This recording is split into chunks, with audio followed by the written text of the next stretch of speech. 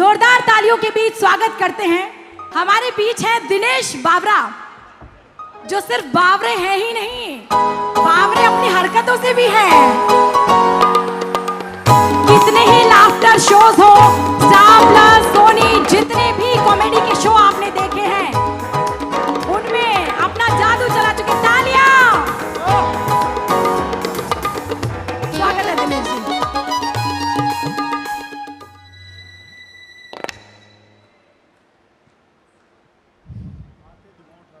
इतनी ऑडियंस पहली बार देखी है भाई। अच्छा, बहुत बहुत धन्यवाद।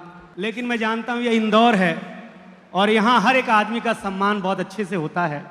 ये मेरा अनुभव रहा है पिछले 12 सालों का, और ये जनसमूह देख करके लगता है कि इंदौर ही है जिसने लता मंगेशकर जी जैसी शख्सियत दी होगी, जिसने अनुराग पांडे दिया होगा, क्योंकि कला साहित्य के प्रति इतना प्रेम। डीआईजी साहब कहाँ बैठे हैं? सर प्रणाम। मैं सिर्फ आपके वजह से इस शो में आया हूँ। मेरे पिताजी डीआईजी कार्यालय में क्लर्क हुआ करते थे सर।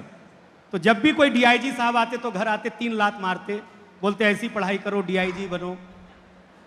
हर 3 साल में डीआईजी साहब ट्रांसफर हो जाते, नए वाले आते, फिर धोते।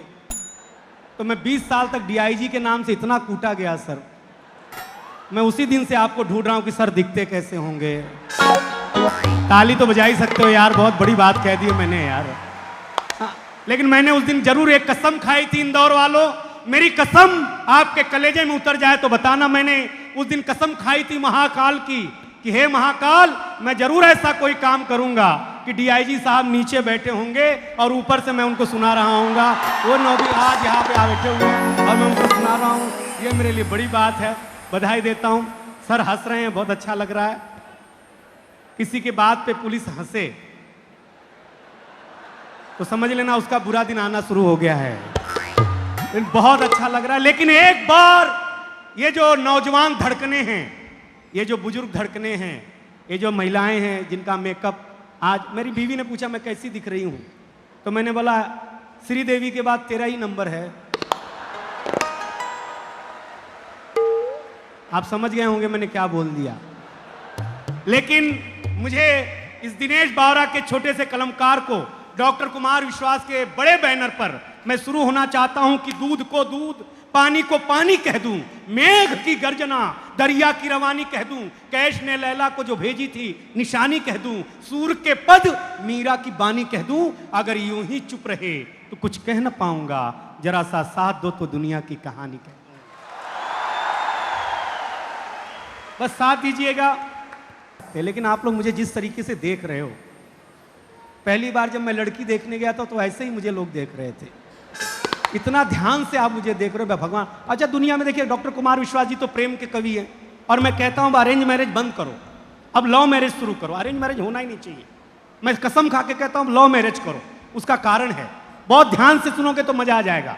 लव मैरिज और अरेंज मैरिज में सबसे बड़ा फर्क यह है कि लव मैरिज में अपने ही गर्लफ्रेंड से शादी होती है।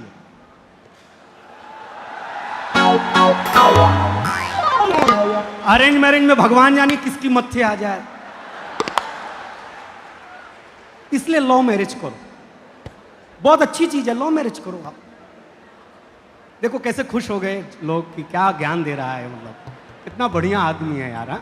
बहुत मस्त मजा आ रहा है। लेकिन दिनेश जी इधर, ये लोग इसलिए खुश है क्योंकि इन सबकी अरेंज मैरिज है। अच्छा, इनके पास दूसरे की है। और आपने भी जिस तरीके से बीच में बोला, इससे पता चलता कि आपका तो लव हो ही नहीं सकता है। जब होगा अरेंज मैरिज ही होगा। बता रहा हूं आपका। खुशबू जी कमाल की है, इसमें कोई डाउट नहीं। लेकिन मैं बधाई देना चाहता हूं, ये लोग बहुत अच्छा गा बजा रहे हैं। कविता का अपना एक स्वरूप है, और जो इवेंट का नाम है रंग देश, कविता का अपना एक कालिदास की नगरी है साहब।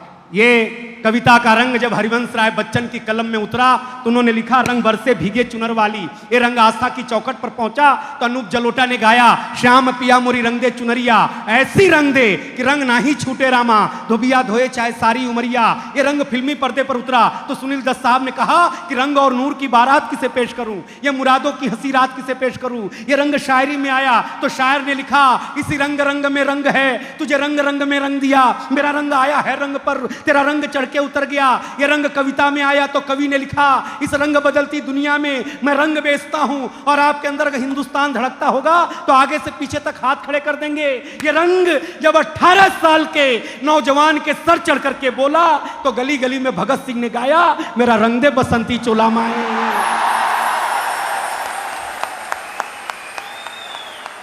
ये कविता का रंग है, इसको महसूस करिएगा, आनंद। देखिए, मैं बहुत देर तक सीरियस नहीं रह सकता। मेरी तो शादी हुई तो प्रबुद्ध भाई ने बोला कि मैं बीवी को कहाँ घुमाने ले जाऊं, बोले हरिद्वार ले जाओ।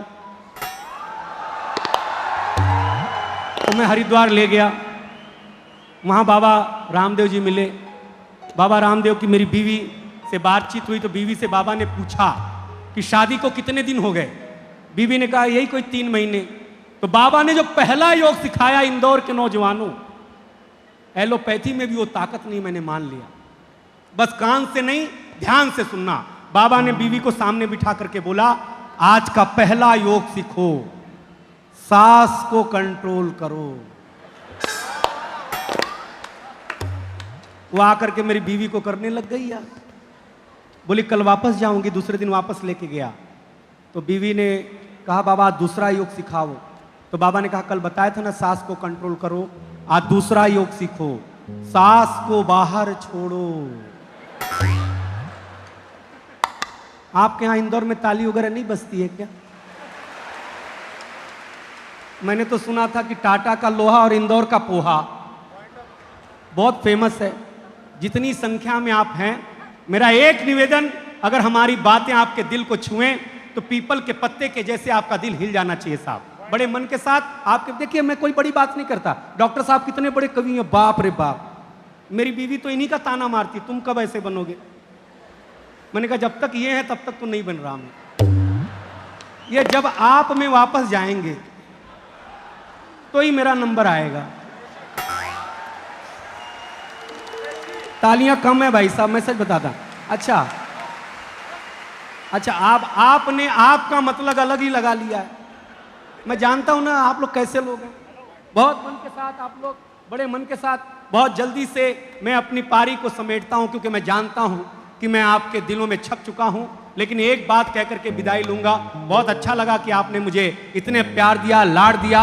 और एक शेर की जो तीर चला था निगाह से, इस शेर पे जरा नौजवानों धड़क जाना। जो तीर चला था निगाह से, न इधर गया न उधर गया, मेरे दिल को उसकी तलाश है, जब लगा नहीं तो किधर गया। बहुत बहुत धन्यवाद, बहुत बहुत धन्यवाद, बहुत बहुत धन्यवाद।